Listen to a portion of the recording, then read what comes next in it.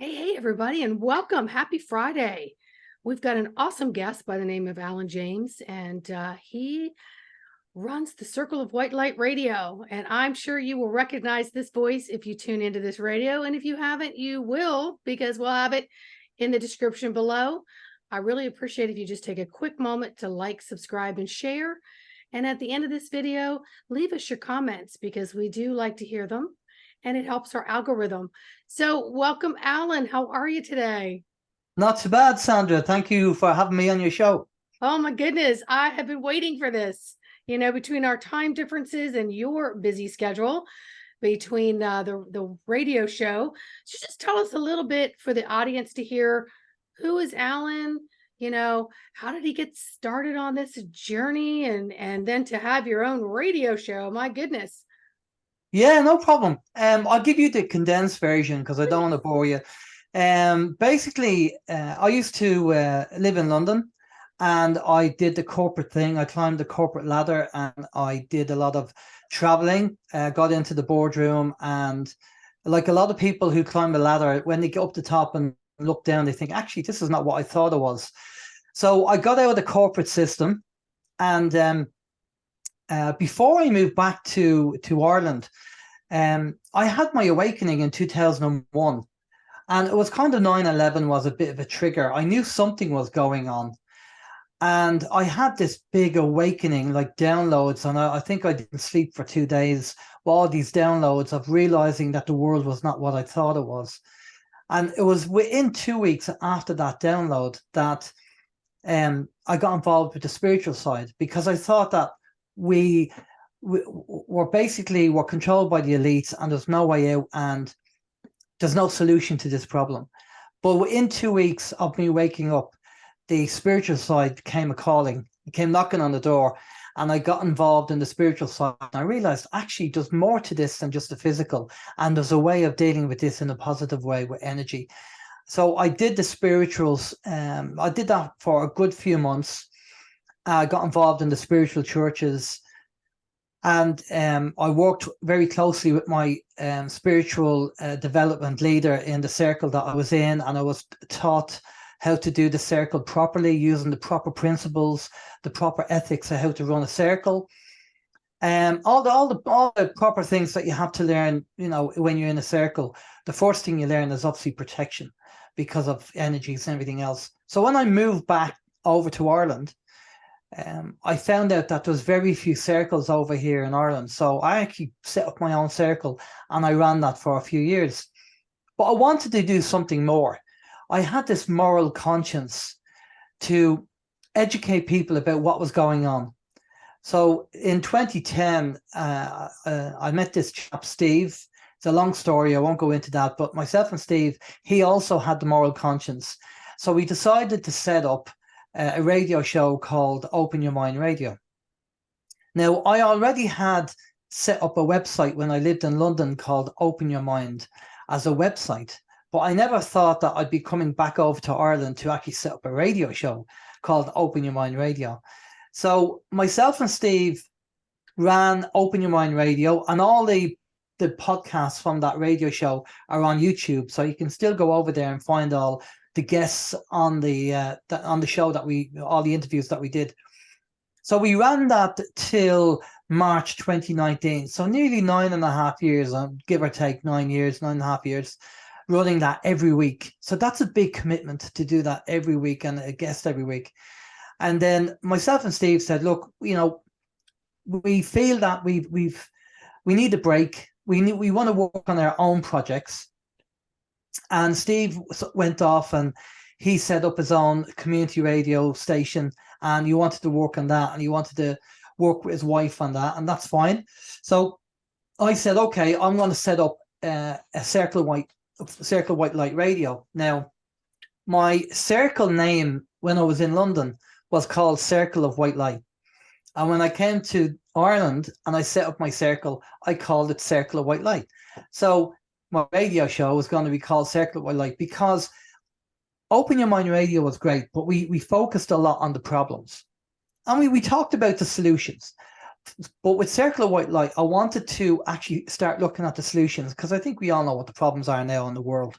So Circle of White Light was really to focus on the solutions and start getting people to think about what we can do. And so in March 2019, I started Circle of White Light Radio. And now I'm a person that's voice for radio, face for radio, voice for print, as they say. Okay. And people were saying, and Spirit was saying to me, because I've had readings and stuff, and you were saying, you're going to have to do the video. You're going to have to go on video. And I said, I don't really want to go on video. And Spirit were saying, well, you really have to go on video. So reluctantly, I have now set up a Rumble channel. And my Sunday show now is once a month. Because I'm focusing more on my Rumble channel, doing video interviews with people. And I have a lot of video interviews over there, plus educational videos about psychology and about things I talk about, which is the fluid cooperative model, the fluid belief system, the teenage adult mind, pay it forward, ego. So all these things psychologically I talk about and discuss, because we have to grow up. You know, humanity has to grow up now. We have to put on the big boy pants and big girl pants, and we have to now start taking responsibility for ourselves and our actions, and stop playing the victim and blaming everybody else and blaming the government. So part of what I try to do is to educate people to different ways of thinking using psychology and applying psychology. And as I mentioned before we went live there, I've just come back from a trip to Poland, where there's a great group of people over there. I was invited over to do a talk on the fluid cooperative model, fluid belief system, etc., etc. So it was great having a talk with them people, and they had great energy and very focused, very keen on the information. So that's basically it in a nutshell. I hope that kind of sums it up quickly. Well, yeah, it sums it up. So you went with something that you were passionate about, something that you also wanted to create a platform. And it started out with a model of, hey, here's all the problems with the world. And then, you know, separation of partnership. And then you're like, okay, so now let's do another platform that maybe talk about some of these problem subjects, but also some of the solutions. Because, you know, we need that. Everybody can sit around the campfire and talk about the crap. We just can. But if we don't talk about how do we resolve, and then how do we build on that resolve, because we can talk about all the action in the world, but if we don't physically take it and put it together with our mind and our heart and energetically and our time and our treasury, nothing is going to occur. It's just a whole lot of sitting around the campfire talking about crap. And I think too, I agree with you. We are at this point now where energetically, you know, the windows are open and people have got to start letting the air in and walking through and seeing that we need to make some changes, and some will be subtle and some need to be rather drastic, but it is what it is. And in order to move forward and live healthier, happier lives, it's going to require individuals forming groups, forming tribes, forming communities, forming, you know, larger communities, and branching out to larger communities, period. So I love that, Alan. Thank you for sharing that. That's okay. Sorry, go ahead. No. I was going to say, you were talking about psychology and things like that. So I assume that you have a background in psychology. I have a background in it. I don't have a degree in psychology, but having interviewed a number of psychologists, they said to me that, well, the 3 years that they did was basically purely research. Now, I have done training in psychology. I just didn't do a 3-year degree in psychology, but I did the training I did. And I actually have this up on my Rumble channel, because people say to me, or they've asked me, well, you know, what have you done in psychology? So I decided to do a video on my Rumble channel to explain my background and what I did. So I did a training course, an 11-month training course back in 1986. And part of the training was psychology, social psychology. Well, a psychologist would come in and he'd teach us all about certain things, and then he'd start get us to do things. And I was fascinated at this psychology. I was blown away by the things he was telling us and the things he was teaching us. So after I did the training and I finished that, and when I moved to London, I started teaching computers in a college in London. And the faculty or the board of directors knew that I had a kind of training or a background in psychology. And they said, well, look, we want you to put together a life training skills for the students, applying the psychology that you know and teaching the students about it. And I said, well, that's great. I'll do that. So I put a course together, teaching them all about things about body language and about the 4 zones that we have, territory zones, masking in psychology, all the stuff I was teaching them, and it went down really well, and the faculty loved it. So and I continued. Obviously, when I got involved in the corporate world, I started going on management training courses, staff training, which added more to my knowledge of understanding people and understanding human behavior. So since 1986, giving away my age now, but since 1986, I've been really involved in teaching and educating and learning psychology. I had a lady on, Rachel Alexander, who's a trained psychologist. That's her role, and she, she's a professional at that. And the information regarding the fluid belief system, I've done a couple of seminars and I've talked about this, about the psychology. And I sent it over to Rachel and I said, Rachel, I want you to have a look at this information. And if what I say on this seminar and what I'm talking about is rubbish, will you please tell me? And I'll tell my audience to just ignore me, because I'm obviously got the wrong information. So she said, fine, that's no problem. So I sent her over the seminar. She had a look at that and she came back to me. She said, Alan, you're spot on. It's 100%. I can't fault the psychology. So that's good confirmation for me from psychologists that what I'm talking about is exactly 100%. Well, I'm a believer that education comes in many, many different forms, and it's not necessarily in the pre-programming of a so-called degree based on somebody else's put together of how much science or art classes you've got to take.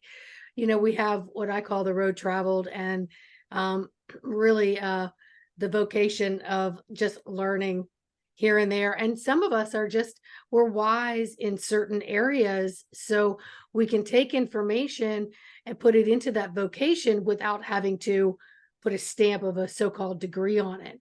It sounds to me like you have that wisdom in that whole neck of the woods, and good for you. Yeah, I mean, at the end of the day, I will comment whether it's objective or subjective, depending on what I'm talking about. And to just be careful with people, because people can be funny with certain things. If I don't have any research done, I will call it subjective. But if I know I've studied it and there's research on it, then it'll be objective. But I just kind of make sure that that's covered.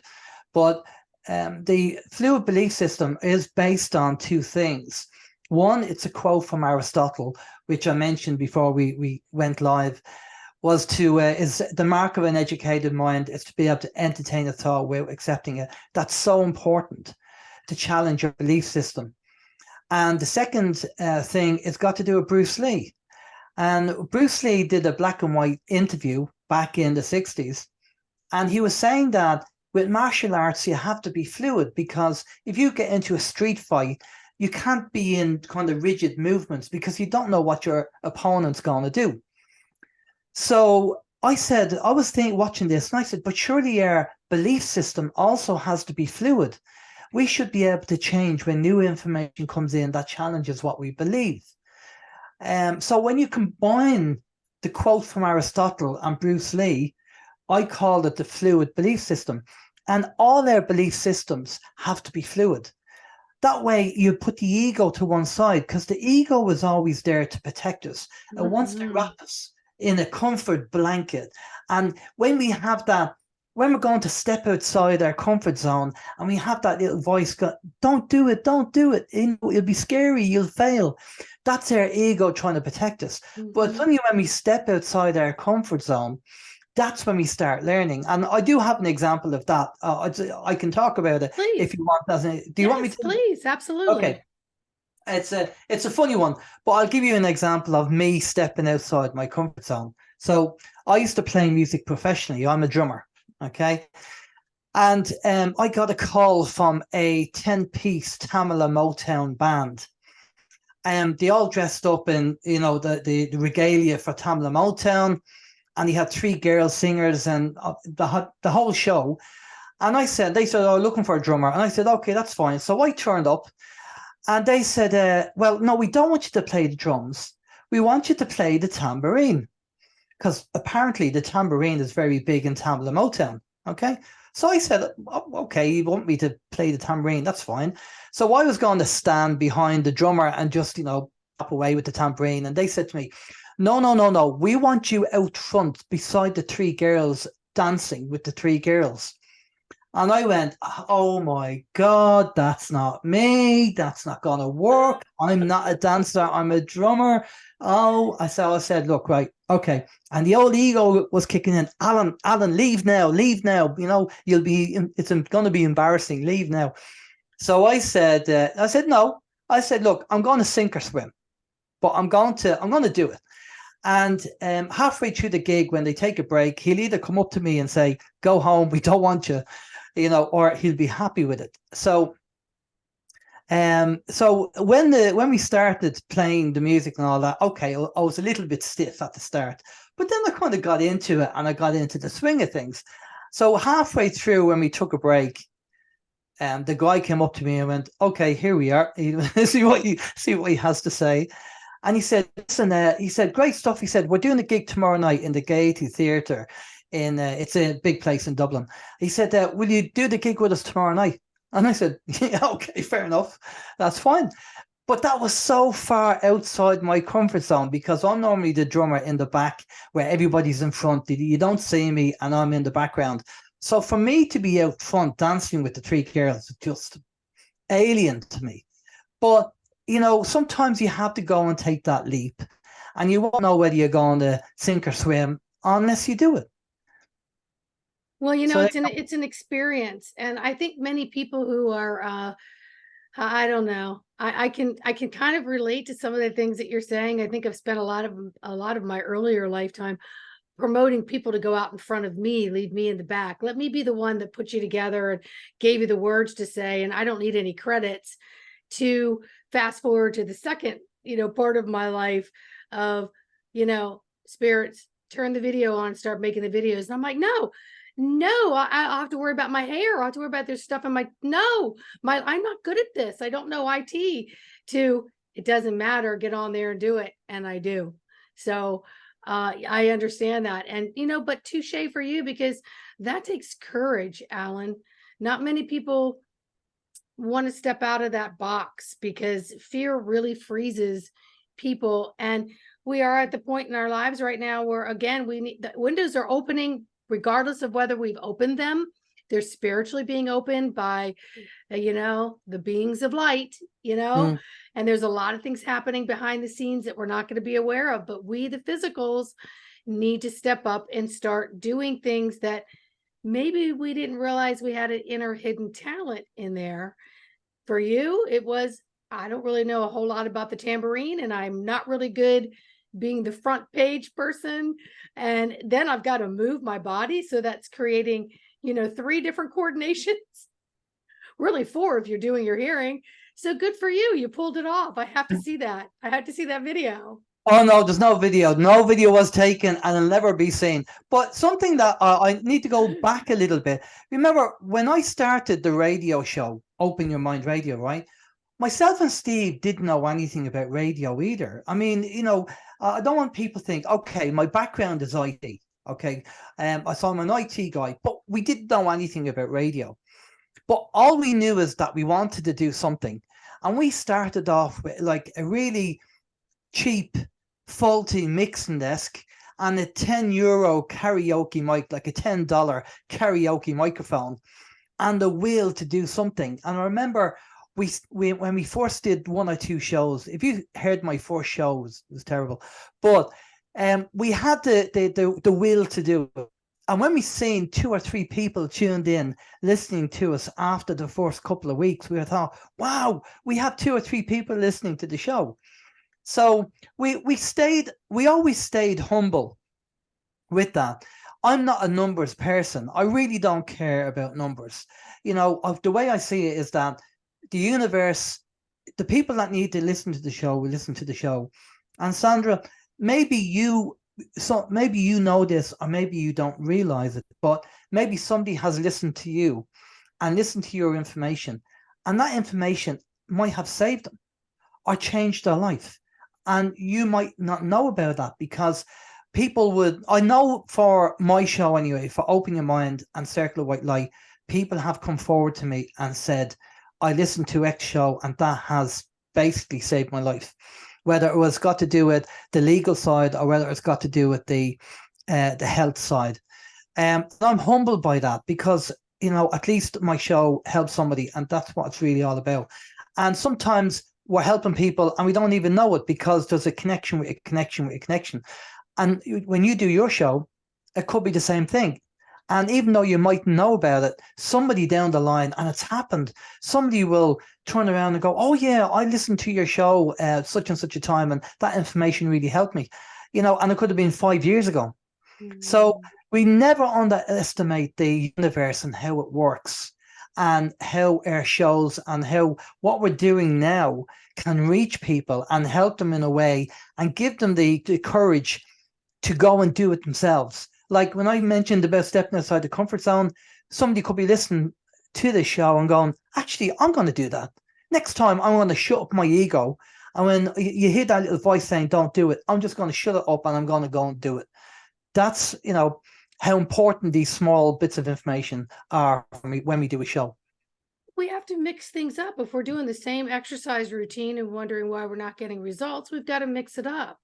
If we wonder why sometimes we feel like our IQ dropped or plummeted over the years, we've got to mix it up. You know, they do all these studies out there on crossword puzzles and different things that stimulate the brain.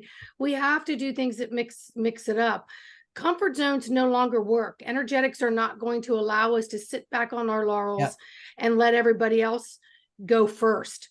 You know, we got to jump out there and do it. And, you know, going back to what you said, when Spirit said, do the YouTube channel, Sandy, they said, we don't care what your hair looks like. We don't care about the lighting. We don't care the fact that you don't even know how to work the camera on your phone and that you have an older phone. You're just going to do it because it's about the message. And if you can help one person and only 3 people were listening, or if it was one person, 5,000 people were listening over a long period of time, then that's what we do, because that's what it's all about. And, you know, I can't say that I take accolades for it, because I don't. It's not about me. It's about what I allow to come through me so that I can be fully present for anyone else that's listening, even if it's just something, just anything. It doesn't matter. My humor, whatever it is that comes through, the same as what you're doing. And you're bringing on people, you know, that, and I was on your show too, and I didn't even fit the criteria to be on your show, but there was just something about our conversation that said, you need to come on. So, I mean, what you're doing is creating a platform for others to step up and start talking about what it is they're doing or what they're exploring as they're awakening, and maybe using some of the skills they may already have and building upon those skills. But right now we're almost co-creating all new different kind of courses and things that are going to work with these new energies. Yeah, well, these days it's a lot easier to do it. You have your Facebook Live and your YouTube and your Rumble. Back in 2010, when I started Open Your Mind Radio, it was purely just radio. We didn't kind of have all this kind of Facebook Live stuff and YouTube. We didn't have that. So it wasn't really around. So it was all got to do with radio. But now it's so much easier for people to go on and do it. But what we have to be very careful of, and I come across all the time in the alt media, is ego. Now, lucky enough for me, because I was in the music business, I started off playing drums at 15. And in my younger days, I did the ego trip because I was in a band that was fairly known. And, you know, you'd walk down the road and people would recognize you and all that kind of stuff. And that's a double-edged sword, by the way. People they think, oh, I want to be famous, I want to be recognized, I want to be known. But here's the thing that people don't tell you. When you are kind of known a little bit, you could be walking down the road and that person might want to come up and shake your hand, or they might want to smack you in the face. Right? So you don't know. because they know you, because they know your show, or they know your band, but you don't know them. So you don't know what their purpose is if they stop you and want to talk to you or whatever. So I went on the ego trip, like all musicians do, or most musicians do. I learned a very valuable lesson, and I was put straight about the ego. So obviously, going down the psychology road, I start studying the ego and start understanding the ego and how it is, how it works. And I've become quite adept at spotting ego, and ego is a mixture of two things. It's arrogance and ignorance. Basically, the arrogance thinking they know it, and the ignorance with the fact that they don't, and so I can kind of spot that in people. So I always try and remain humble in what I do, because I'm kind of honored that I've been selected by Spirit to do this work. And my goal and my moral conscience, and I think that's important for everybody. Everybody should have a goal in life. Everybody should have a meaning in their life to do something. And we're going down the path of service to others. That's where we need to be going, not service to self. And we need to be doing that. And, I always say to people, it's not the people that do the talking, it's the people that do the walking that's important. It's not what you say, but what you do. So one of the things I do, because I like, as a kind of corporate guy and a manager and managing staff, I always try and lead by example.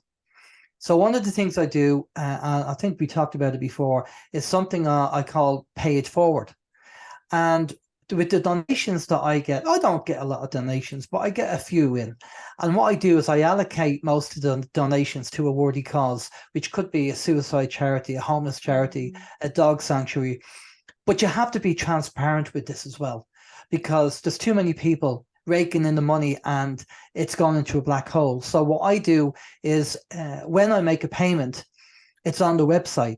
And if you go over to my website, Circle of White Light, and click on Pay It Forward, you'll see the people standing there with a check in their hand to say, I've received a check from Alan. And if you don't believe them that it's them holding the check, you can ring them up and you can ask them. Okay. But people that I in my group over here in Ireland, I get them to recommend charities which would benefit from a few £100, few $100, and I would send a check and we take a photo and I'd post it up, make sure people know where they can see where the donation has gone to. So I try and lead by example. I try and show people a path or a way to do it. The other thing I say to people is, stop worrying about things you cannot change. People talk about the flat earth, right? Now, I really don't care whether it's flat, square, triangle, round. I couldn't give a monkey's, because I can't do anything about it. So I focus on the things that I can change, not the things I can't change. We think so much alike. I feel like I've known you all my life, because you're hitting all the same residential chords that I hit. And I always call myself a realist, and I walk humble and compassionate, but I also have a side of me of, it's like, what does that have to do with me? That doesn't, I mean, what? Like, why are we all talking about this? It's almost even like the portals. Today's the 777 portal. And I'm sorry, is it 7-7? Which country is it 7-7 today? And are they getting more than what? Like, where's that happening? Why can't we just work with the portal of light that we're encompassed in as an individual and collectively, and work on that and walk that around and make some changes with that? Why do we have to work towards, these gates and these portals? And how do you even know if any of those are what they are? Because did Spirit tell you that, or did you read that in a book and you saw this group of people that look good, and you believe them? So it goes back to, again, that discernment, which we've talked about. So, I'm not sure if I ever told you the story, but in 2017, Spirit said, I want you to cancel out, delete everything up until this moment, every single thing up until this moment. And any information that comes to you is going to be looked through with different sensories, different perception, different ways. And you'll decide, does this ring true? Is this important for you? Do you need to carry it anywhere on your anything? And so that's what I did. And I could no longer pick up books. I couldn't really read a lot. I couldn't really listen to a lot. And then I just started discerning the energies. And then, of course, when 2020 came up, and then we have all these things and these shows popping up, and you're bored and you start listening, you can surf through and say, no, that doesn't even resonate. How do you with a good conscience even put this crap out there? Because so much of it is a distraction. What does it matter if the earth was square around? I'm here. I'm Yeah. here. Let me work through this. And whether it has edges or circles or it's oval or whatever, how deep it is irrelevant. I'm walking on it. How can I be the best I can be? I totally agree. Again, the alt media has been infiltrated with a lot of people controlled opposition and people who have their own agendas. And this is why I always say, well, I said it earlier, but the question was said to me, it was asked to me, and they said, Alan, how do we know the people that we can trust? And I said, well, in my own opinion, the people who are doing things and not just talking about it. There's a lot of talkers out there, but there's very few people doing. Lead by example, service to others. When you see people doing that, then there's a good chance that they are the right people doing the right thing. I'm not saying everybody, I'm not saying they're perfect, but the thing is, they're leading by example. And this is what I try and do with Pay It Forward, is to service to others, lead by example. That's the whole idea behind it.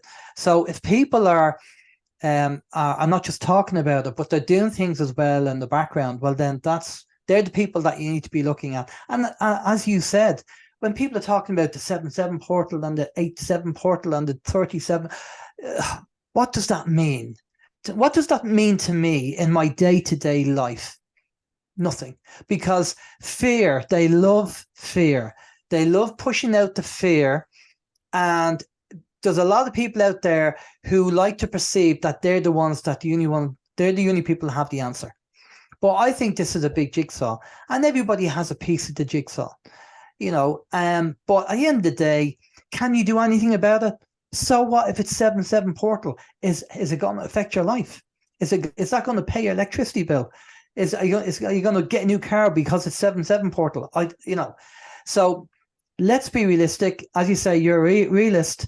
Let's deal with that. Let's deal with the day-to-day stuff, and not only the external side of service to others, but you have to make sure that you take care of yourself as well, not in a selfish way, but part of what we do is our own personal growth and understanding life, understanding our own journey and what we have to learn.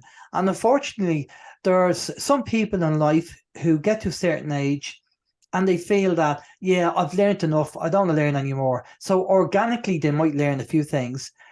And there's other people like us, Sandra, that will carry on learning and want to grow, want to educate until we pass over to the next life or to the next level or the next plane. So we have to accept that some people are here to do certain things in their life, and maybe in their next life they will wake up and then they'll go on their journey. But there's some people that we shouldn't wake up because they're not ready for it. So once we acknowledge that, not everybody needs to be woke up.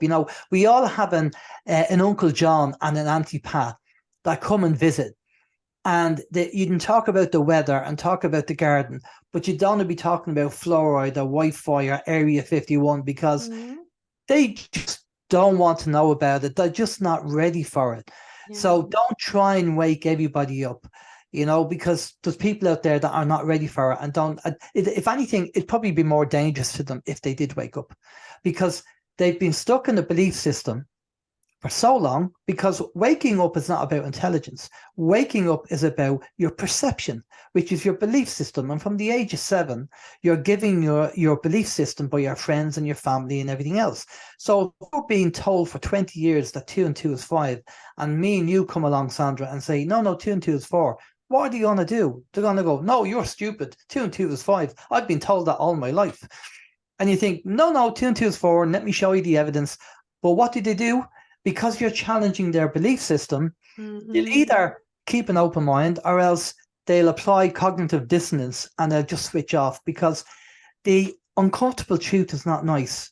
They like the comfortable lie instead. So they're not ready. So you kind of let them be. Yeah, and I look at the inquisitive, curious people as the movers.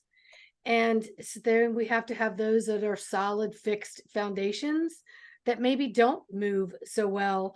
And maybe in this lifetime, they're not supposed to wake up in the way that we are. Maybe they're supposed to be the fixed figure that we kind of come up against. Every time we come up against them, we grow more. We grow more as long as we don't try to change the fixed foundation in which they're standing, right? Because that's not our business. We need to stay in our own lane. But at the same time, perhaps maybe in another life, they've done all this different work, and this work they were just supposed to stand still. So we don't know. So it's not for us to change anything or anyone. It's for us to learn how to work in dialogue with the inner information of our God protective services, our inner GPS, our antenna, and how do we maneuver to the best of our abilities with what it is that we're inquisitive and what it is that we want to know, just for our own information. It's like a kid in a museum. Some people can walk through and go, and others want to go right up and they want to know how and what, and they want to see everything in this glass mirror, little cage or whatever. And then there's some that are like, blah. So we're all different types of people, and we're learning in different ways. The important thing is, can you just own how you learn and just be comfortable with that? Yeah, we have to. It's important that we protect our energy, though, because there are energy vampires out there. And what I normally say to people is, look at the 6 people closest to you and then say to yourself, do they add positivity to your life or do they add negativity? And if they're adding negativity, well, then you need to keep that person at a distance. And I know with family and friends, it's difficult, but for your own energy and your own protection, it's wise to kind of keep them at a distance, because if you're with positive people, positivity breeds positivity. So you want to be, they always say vibe with your own tribe. Well, that's so important. Be around like-minded people. And if these like-minded people are very open-minded, then there won't be any arguments, because they'll be entertaining a thought without accepting it, and they'll challenge their belief systems. So you want to be kind of with like-minded people now more than ever, because what I'm noticing now, and I had this conversation last night with, as I said, I was over in Poland and I was speaking to the couple from Poland, and we were talking about this, the shadow side, and the ego is now coming out. So people who don't deal with the shadow side, which is the trauma and negative experiences they had in their life, they haven't resolved that. So what they're doing is they're externalizing, projecting, and attacking, and it seems to be ramping up. And the couple I was speaking to last night were saying they're experiencing and seeing more people on the attack. And I'm seeing that as well. Obviously, when you're over the target, like bomber command, people shoot at you. And I get attacks from different people for whatever reason. They could be people that are uncomfortable with the truth, and there's other people who are paid to attack because they're paid by the cabal. So more than ever now today, people need to be aware of their ego and the shadow side, and deal with that. If there's any trauma or any issue that has not been dealt with, you need to deal with that either by yourself or have a reading from somebody like you, Sandra, who might be able to help them clear that energy, clear that blockage, and just be aware of these things that are going on, because some people can be easily infiltrated, not just with from a personal point of view, but from a spiritual point of view. We've heard about walk-ins, negative walk-ins. And what they can do is these energies can manipulate the people around you, and then all of a sudden you get arguments and attacks from your friends and family, and you think, where did that come from? Or people will start distancing themselves from you, and that could be something got to do with it as well. So this is all happening now because the energies coming in are just very heavy energies, and a lot of people can't deal with them. So people need to start learning, and maybe sitting with yourself, booking an appointment with yourself, and then looking at their energies and making sure that something I do every now and again is I'll speak to either Tracy or Leah or one of the girls that get on.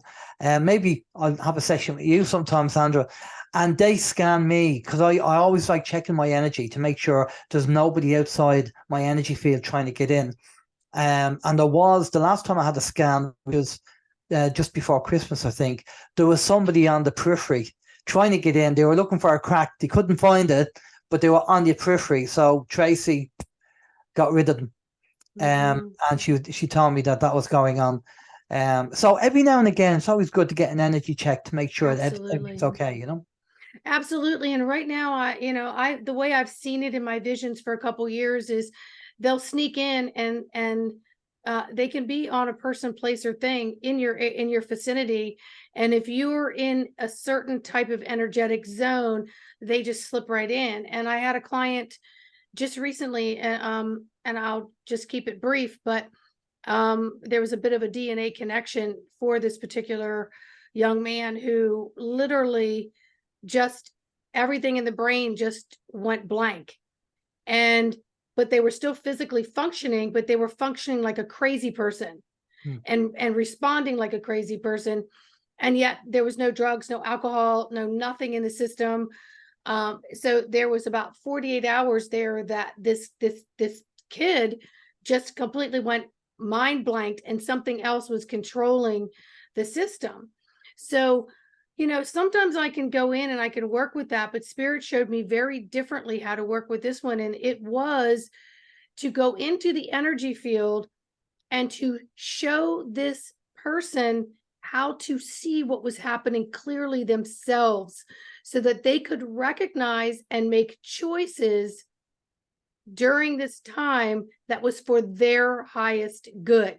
So it wasn't for me to go in and remove and clear out and make it all better and boo-boo all cleaned up, until next, which a lot of people will do.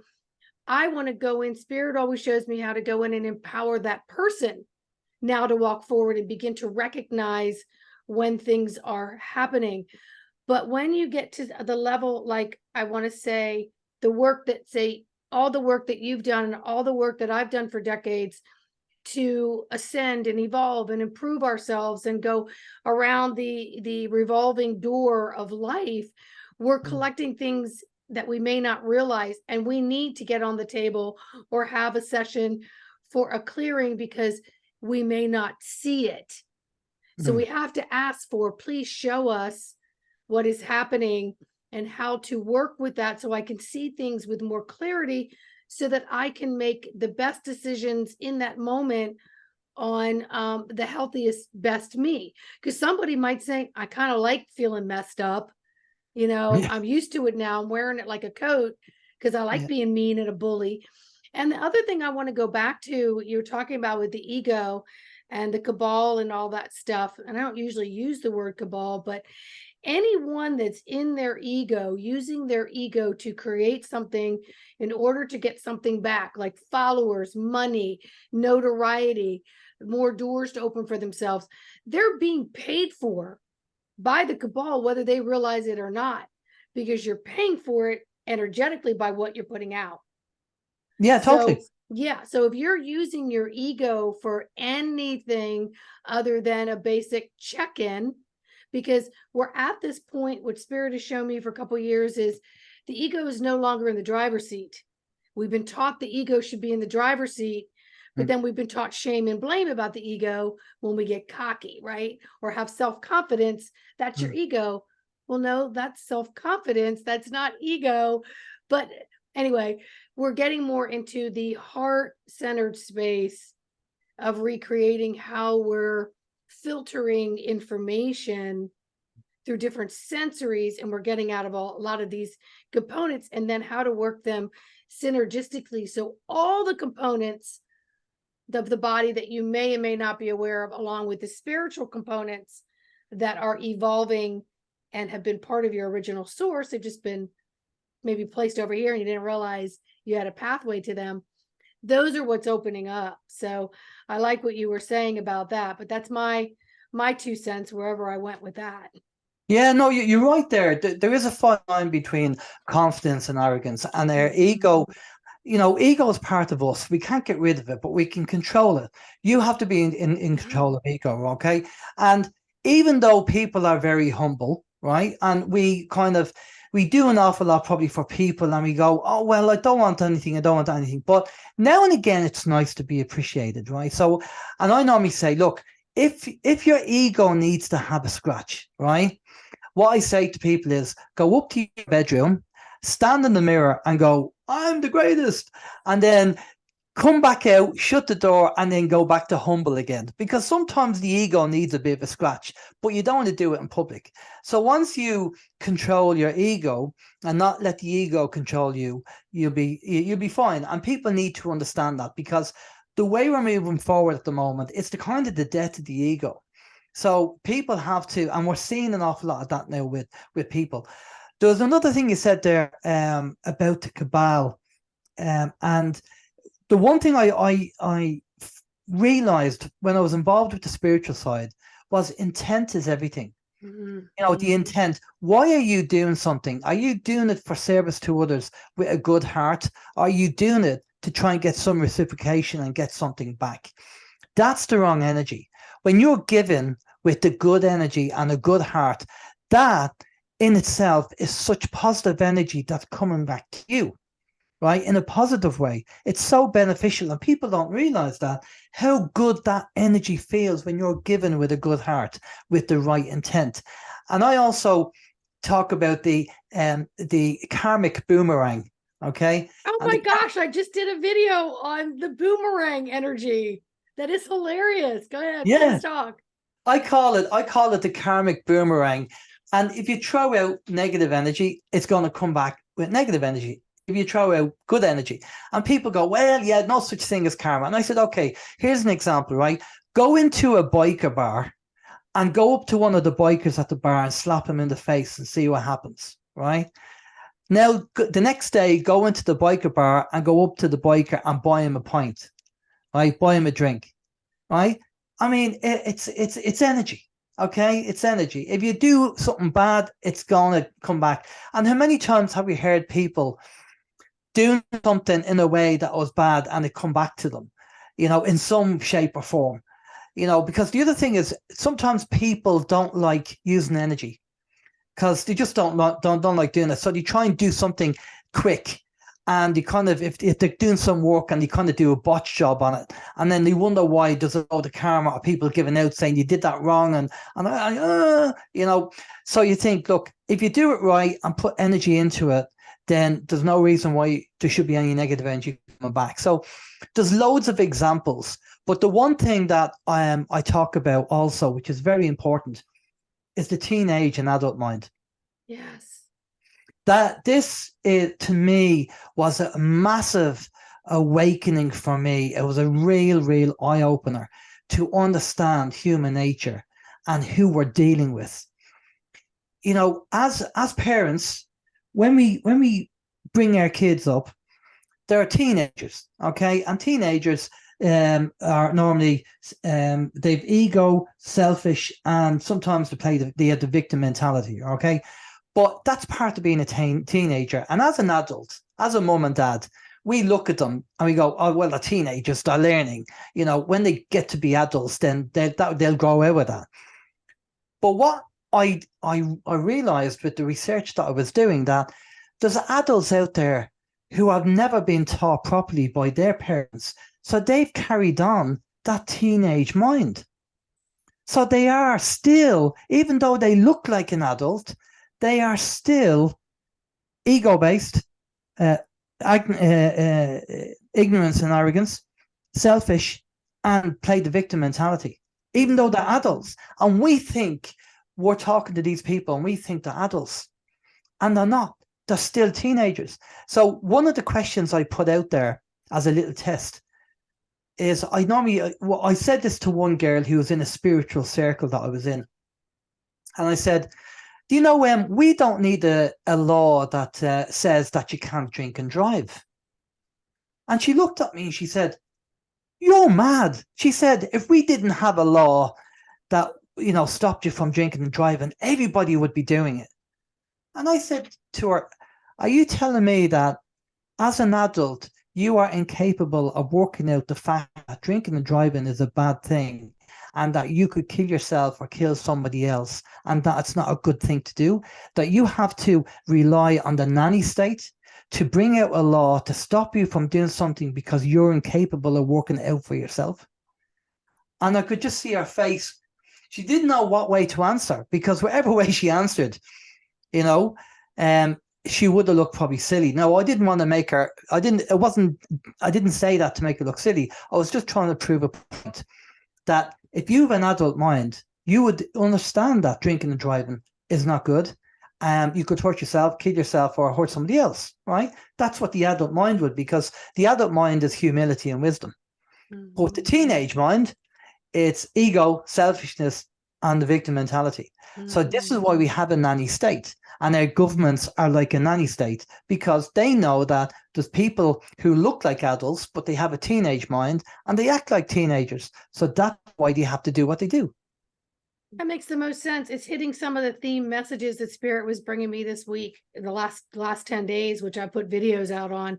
And we have to really teach our children accountability. And we're so busy, you know, we take what we've learned and we just think, okay, well, this is what I've learned, and we pass it on to them. We basically take it from our mind, put it in their mind, and we're just doing generation after generation with the exact same block of not much changes there. And that is what I mean by we're in the energies now where all of this has to change. And when we get in there and fix things or try to make things better or awaken someone else through our determination to wake you up, we're taking away their ability for their own visceral awakening, their own changes within themselves. We're actually dismantling their alarm systems because we're doing it for them. Yeah, well, right? You're creating laws that do it too. Okay, well, if you don't do this, this is what's going to happen to you. Instead of having a moral compass that says, this is going to end badly, what's my choice in this moment, right? Because either way, it's going to have a consequence, good, bad, or indifferent.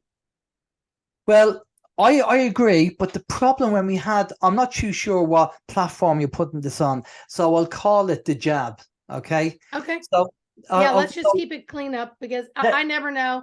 I'm not going to say never, but I'm on YouTube, but so far I've been protected, and I have no bot subscribers. They're all pretty much just people's. That's why I've had a slow growth.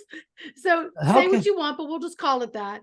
Well, we this medical intervention that we had over the last 2 years. That's a good one. Now, a lot of people outsourced their thinking to the government.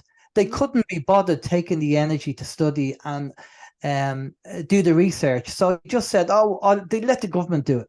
And see, again, thinking takes energy and it takes time. And people don't like, you know, doing the research and taking the energy to do it. So they'll just make assumptions. Because making an assumption is so much easier, because there's no effort in it. Oh, we'll just assume. But chances are the assumption is going to be wrong. But a lot of people do it. So, and this is the trouble, is trying to get people to put the energy into think and do the research. Now, when I started off on this journey, I did what most people do, is here's the evidence, and you're pushing the evidence, giving it to the people, and they're going, go away from me, you're a conspiracy theorist. I don't want to know. This is why I went back to the drawing board and put the fluid belief system together, because the fluid belief system is about asking questions. So, you know, if somebody asks you about COVID or asks you about that medical intervention, you can actually say to them, well, do you believe what the BBC say, or do you believe what the TV say? And have you looked at the other side? And is your opinion based on one side, or did you look at you know? So it's more about the psychology and asking the questions rather than trying to feed them the information. And again, as I said earlier on, your perception is given to you from the age of 7 with your family and friends and your parents. So if they don't know what's going on, then they're not going to be educating you as you're growing up. Well, I think it was interesting watching that whole game board play out from 2020 to close to now. And it was interesting watching the amount of followers that just followed and just did and complied, and with absolutely no no thought at all. And then some had a little bit of questions, but whatever, I'm not going to fight the system. Let's just do it. Um, and then I had to learn to just know what I know and be okay with what I know and let other people make their choices and still love them regardless. So, don't put your influences on me and I don't put my influences on you. And you've got to live with the choices that you make. Right. So, Yep. Yep. and I think now we're looking at it, and many others are, of, oh my gosh, some of those people that I was listening to actually were right or had the right idea. Maybe I just didn't have the confidence, or I didn't have the brain power to even want, or the desire to be in quest of or curious of. They just did things. They Yeah. just did things. Yeah, they just outsourced the trust to the government and outsourced the trust to the actual doctors. And if me and you were not outside the matrix and we were inside the matrix, we probably would have done the same thing. But, I mean, would I have questioned if I was inside the matrix, would I have questioned the doctor? Probably not. I probably would have went along and got the jab as well, like everybody else. And you either know it or you don't. You're either in the matrix or you're outside the matrix. And a lot of people, out of ignorance, really, because ignorance is classed as a dictionary definition as a lack of information. Yes. So they didn't have the right information to make a valid formed opinion and look at both sides. And they trusted, because they trust the politicians, they trust the church, they trust the education system, they trust the medical system. And unfortunately, some people learned the hard way with the side effects that they've suffered. And I've interviewed 8 doctors now and 3 funeral directors about what went on. And I mean, just the information that they gave me speaking to them was incredible. But it is what it is. It was, I suppose, it had to be done because there was a big awakening over that period of time. A lot of people did wake up to what was going on. So maybe that's part of the universe or source, that something that like that had to be done to wake up a certain amount of the population so we could move on, Sure. possibly. Sure. And I remember when you had one of the funeral people on, because we divided our show. So if they go into Circle of White Light and they look for the show you did with me, I'm on the front half and he's on the second half. So that's an easy way to find it in your category of shows. Well, I think we're on this quest to understand more. It's so amazing and refreshing to talk to someone clear across the globe who I've never physically given a hug to, but I'm energetically giving a hug to you right now. That has very similar, no, I wouldn't say, thought process. Really, it's just you're on the same inquisitive quest to make things where there's more questions and answers for people to kind of go within and empower them. And when you're on the service to others, that's what we do. We present things and say, hey, here's a buffet of things. Feel free to try something. I'm not just cooking you one meal. You know what I mean? I'm Exactly, not yeah. just having you to dinner and cooking you one meal and saying it's not polite not to eat my dinner. What I do is what I'm doing, the buffet type thing, is like, I'm really not sure what everybody's taste buds are for at this time. So let me present a few different dishes and allow you to choose. And I feel like when somebody's really being of service, they're putting out a buffet of things, of things for people to taste and try, and to, extend their palette of knowledge, extend their palette of information, their pathways of information too. Yeah, definitely. Well, for me, I suppose I've done a 180 because I was focusing with OIM. I was focusing more on the external, everything that was going on. And then when I start doing the fluid belief system and start looking inside, I realized I needed to focus more on my journey, on me and my development. And I feel that we all need to do that. The external stuff is okay and that's fine, but we need to develop ourselves. We need to work on ourselves. We need to, it's like you were talking earlier about, every now and again clearing the energy and stuff. Well, it's like having a car that needs a service every now and again. We need to service our energy. We need to service ourselves to make sure we're on the right track and make sure there's nothing trying to interfere with our energy.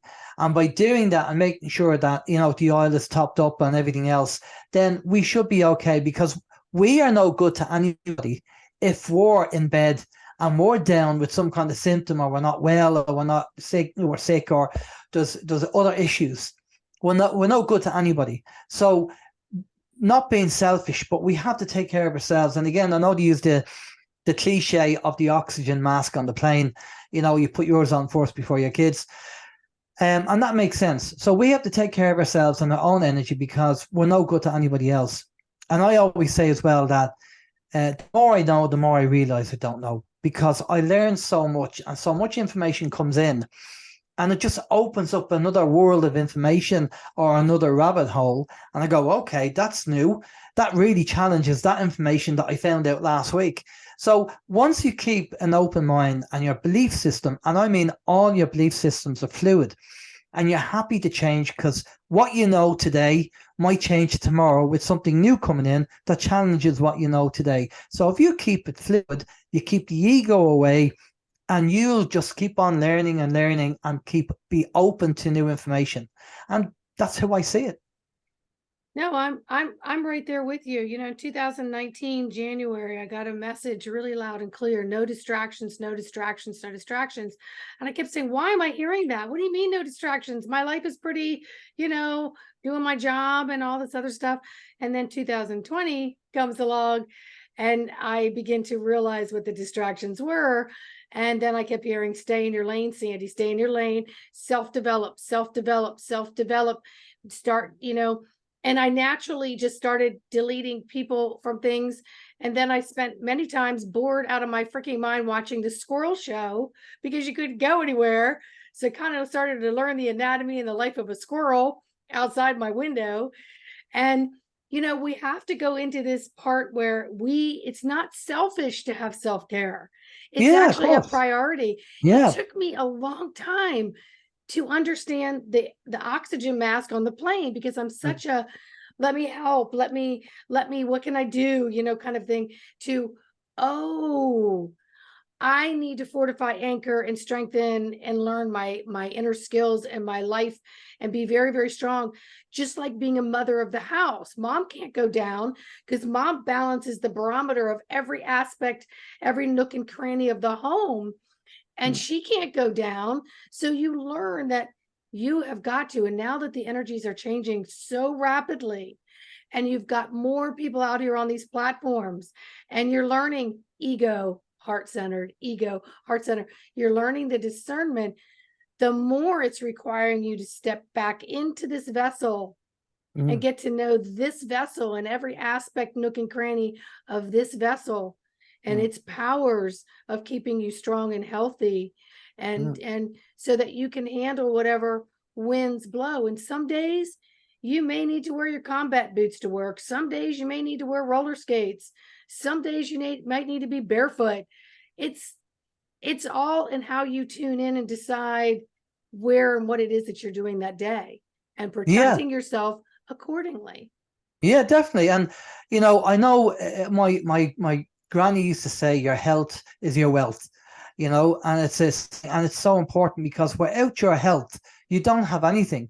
And a quick story that I heard of a couple in the UK that won the lottery, and the husband won 4 million on the lottery, and his wife was suffering from rheumatoid arthritis. And he said, I'd give it all away for her health, for her to be able to walk again. And so our health is very important. And, it's great that we want to help everybody and we want to help the world, but we're no good to anybody if we're suffering. So we have to take care of ourselves. Yes, we do. We do. And thank you for driving that home. It's really important. It's not selfish. It's self-care. Yeah, It's totally. it's balancing our blood sugar, balancing ourselves. We wouldn't drive around with one flat tire, and so we have to do things to keep our vehicle on the road, in our lane, in the safe zone, right? And there's some Exactly. days where we have to be 10 and 2, and there's some days where we can be more relaxed and maybe just have one hand and sing into the radio. It just depends on the environments in which we're bobbing and weaving throughout the day. But Yeah. like Alan said, it's super important to zip your energy up, protect, get yourself some healing sessions with people that you trust, find some, go to his radio show, listen to some of the people that he has on there. I'm really glad to hear you have the Rumble channel, because I'm going to tune into some of that with your psychology things, because, you know, it's always nice to listen to things when I'm driving. Mhm. You know, that's when I like to listen to things that I maybe don't need to watch, but I can listen. And then I hear it with different sensories than I do if I'm video watching, you Mm. know, it's kind of Yeah, no, thing. So you should be able to. I mean, there are visuals on it, but you should be able to still play the audio. And I would just one thing I'd just like to finish with. Dr. Bruce Lipton talks about the study of epidemiology, which is the way you think. You know, whether you can't be positive and negative, you either have to be one or the other. And I think people have to be honest with themselves and ask themselves, do you perceive the world as the glass half empty or the glass half full? Because if you see the glass half empty, then you're thinking in a negative way. If you see the glass half full, then you're thinking in a positive way. And that makes a big difference to your health and the way you think. You know, so people need to ask themselves, again, you need to assess how you feel, how you think, and how you deal with things. Because this journey is not just about the external, but it's about the internal. And we have to learn about who we are and how we act when certain things happen, you know, and how we approach things. And now, for me, I'm an IT guy, so I spent years being a troubleshooter and a problem solver. So for me, when something happens, my problem solving skills kick in straight away. I'm always looking for a solution, but that's just me because of my professional background. And obviously I apply logic because I'm an IT guy. But generally, people just need to look at how they perceive the world. I think that's important. yeah, and perceptions change when you get to know circumstances, when you get to see things differently and you spend some time and you're not just making a quick pass by judgment or accepting the judgment and opinions and perceptions of others and adopting them as your own. And that is the programming in which we are needing to dissolve and let go and start filling our minds and our bodies with information of choice and seeing things in a different way. Because like you said, is the earth is round, square, circled, oval, you know? And I also want to go back to something you had said earlier about I forget what it was, but you know, I never had the desire to become a shaman, but I've studied a lot of shamanism. So for decades, you know, I'd have my own quiet little moon ceremonies. But when I canceled, alt deleted everything with Spirit's help in 2017, January, I think it was, I stopped all of that because I looked at every planet from a different point of view and they didn't have the same meaning. So some of the old habits and perceptions and rituals that I had been doing out of habit, out of programming, no longer served me. So I needed to be able to look and say, okay, tell me what it is that this moon is doing for me that I want to take the time to do something. Like, what is it that is important about this, right? And what is it about the planetary alignment? What is it about this religious belief over here? What is it about what this book says and this something else says? And what does it really have to do with how I need to live my life in a person who is trying to live the road traveled, and that is through my daily experiences and hoping that I'm growing and evolving into a higher human and working from my heart center, not from the wheels that were greased by somebody else. Yeah, totally. Well, again, it's all about if it resonates with you, great. If it doesn't, put it on the shelf and wait for it to come back around. But we should never be afraid to change, you know, and change the programming. something that I'm working on at the moment is to try and get a better, healthier lifestyle. But I know that if I make too much of a change, I'll just pack it up. Don't you say 21 days to create a habit and 21 days to lose a habit? All right. So basically what I'm doing is gradually I'm changing my diet. So instead of eating certain kinds of food, I'm trying to move away from that food and I'm trying to eat healthier food. So over time, but I know I have to do it. Part of the programming, it's like I'm an ex-smoker. I used to smoke 2010, I think, when I gave up smoking, right? And you wake up in the morning, and my routine was wake up in the morning, put the kettle on, go out to the conservatory and have a cigarette, and then go back in. Now, that was my programming every morning. So I had to break that programming when I gave up smoking and change how what I did. So, and we have to be aware of that. So our life, we do program ourselves, and a lot of the time people don't like using energy, so they take the least path of resistance, all right, which is less energy. So sometimes we have to, as a drummer, as I said earlier, if I'm learning a new drum beat, I have to consciously concentrate on the new beat until I do it over and over and over again until it gets into my subconscious. So when we're learning something new, or we're changing our programming, we have to do it consciously until it becomes subconscious because of being repetitive. And it takes a lot of discipline, but you can do it. Due diligence and intention is where your attention will be. And we said that earlier. We were saying it takes intention. And so we intentfully work through our day. We don't run on autopilot.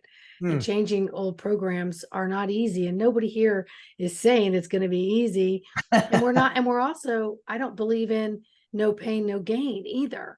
I believe in, if you truly want to do something, figure out a way that works best for you. Some people can quit cold turkey or start a new diet and be on this rigid regime. I'm not one of those people. I need to gently do things because it's a lifestyle change for me. It's not I will never, go back to this. And I'm going to give myself this. I remember when I gave up alcohol in 2017, I had never been on a diet, never gave up anything in my life. And I said, okay, 15 days. If I can't do this for 15 days, there is something wrong with me. Let's see how I do. And sure enough, 2 days later, it was 4th of July, and someone goes, hey, we're going to go to this big cookout and have some drinks and stuff. And I thought, okay, well, I can do that. And then just start again on the 5th. Yeah. And then something inside me went, do you really want to go to that party? Do you really want to have that today? And something inside just went, no, I really don't. So let's not pretend I do. So I declined the party. I made it to 15 days. I went to 30. I almost got to 90. My birthday came up. Friends said, we're going to go to this big fancy restaurant. We're going to have martinis. So we're there and they're like, shh, we won't tell Sandy if you have a martini. And I went, no, I'm 5 days away from 90 days. I'm not doing it. And they're like, well, we won't tell. And I said, I will know. Yes, I will know because I said 90 days. And if I only do, 87, that's going to be in my brain that I only made it to 87. Well, I didn't have a drink for 2 years. And then I had some when I went away, and then I came back and I haven't had it again for 3 years. And I don't miss it, but it's a lifestyle change. But the only way you're going to know about that lifestyle change is within that self-care and setting your intention and saying, what would work best for me today with the energetics that I'm going to be doing today?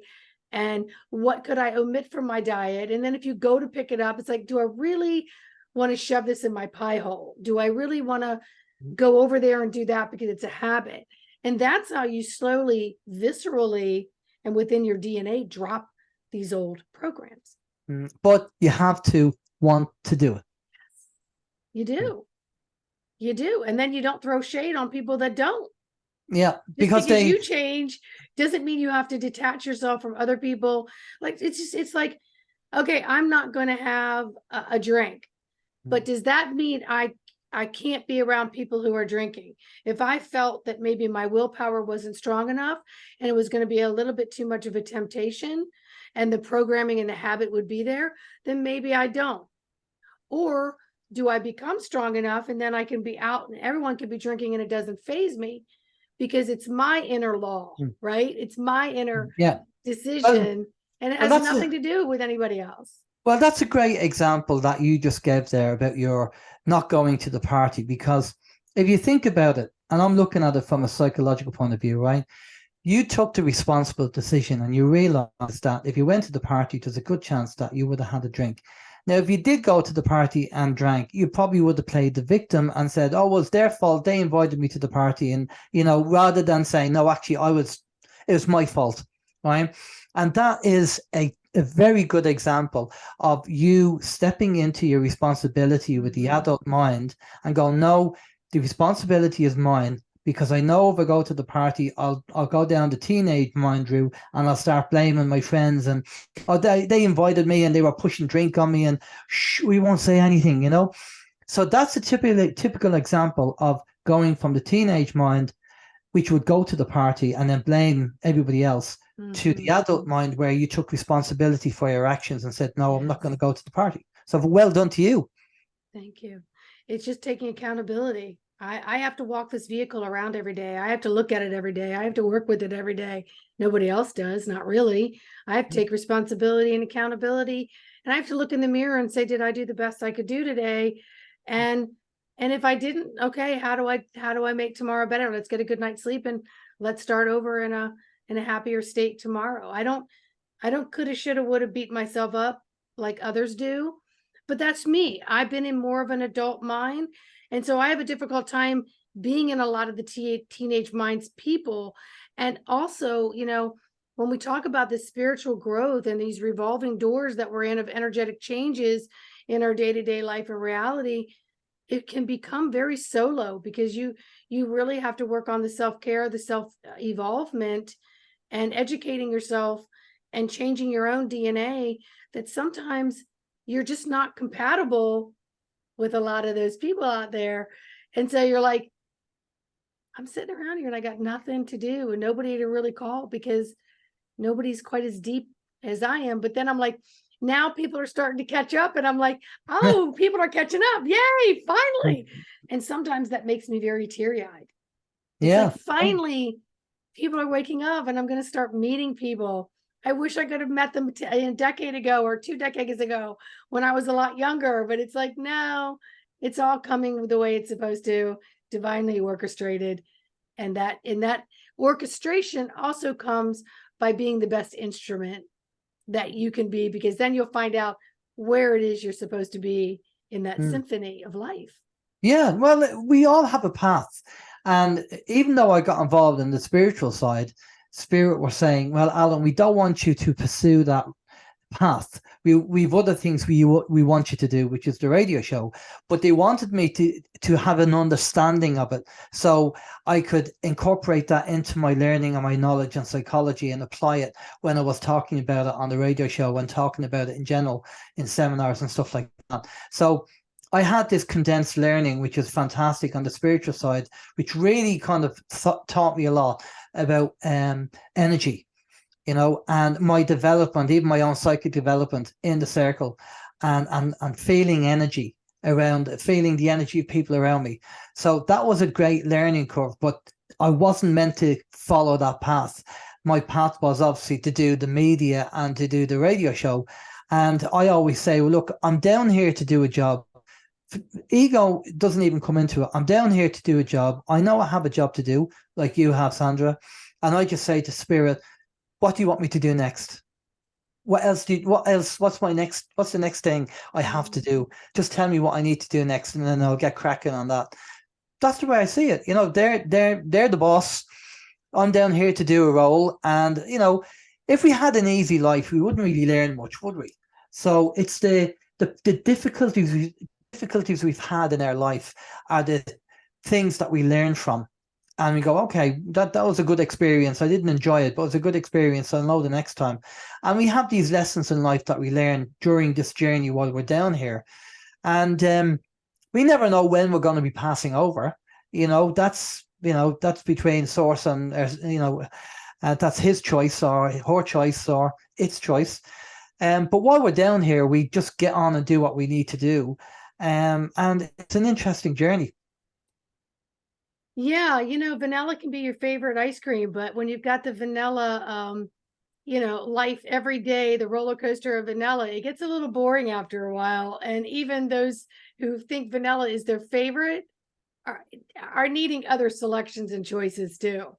And that all goes back to sitting, stopping, getting back into your own self-care, being able to field and filter the energy, tune into shows like Circle of White Light, tune into keeping it spiritually simple, and learn and flow and find ways that work best for you. Be adaptable, learn how to pivot, and play the tambourine and dance on stage when you're a drummer. Yeah, exactly. Yeah. Well, as I say, there's two sides to every story. Don't just listen to one side. Always ask what the other side is. And if you keep your mind open, then it just keeps it flexible and it keeps that grey matter going, because there's so many issues today with mental illness, with Parkinson's, Alzheimer's, dementia. And, I just think it's good to keep the faculties going and not just accept life and just, vegetate. For me, I love learning. I love talking to people. And it's just amazing when you learn something new and you think, wow, what's going to happen tomorrow? So it's always great to, I speak to people, like-minded people like yourself, and to be able to have an open conversation where, one of the things I put up on my seminar when I talk about it is children argue, adults talk, and what we're doing is talking. We don't argue because we're not children, and we can talk to each other about different subjects, and we can challenge each other's belief system. We're out raising our voice, and that's the important thing. And if everybody, I'm not saying that the world is going to be a utopian society if everybody had an adult mind, but my God, the world would be a much better place. And so it is. And so it is, Alan. Thank you so much for coming on. Thank you for sharing. This has been enlightening and so enjoyable and pleasant. I can't believe we're at 90 minutes already. Wow. So we're going to say goodbye to the viewers. And again, please like, subscribe, share, leave your comments, tune into Circle of White Light Radio, get on the Rumble channel, and surf through and find some other practitioners or talks that may be of interest to you right now, and expand the quest of knowledge and work on your perceptions. All right. So much love, everybody. We'll see you on the next show. Say goodbye, Alan. Bye-bye.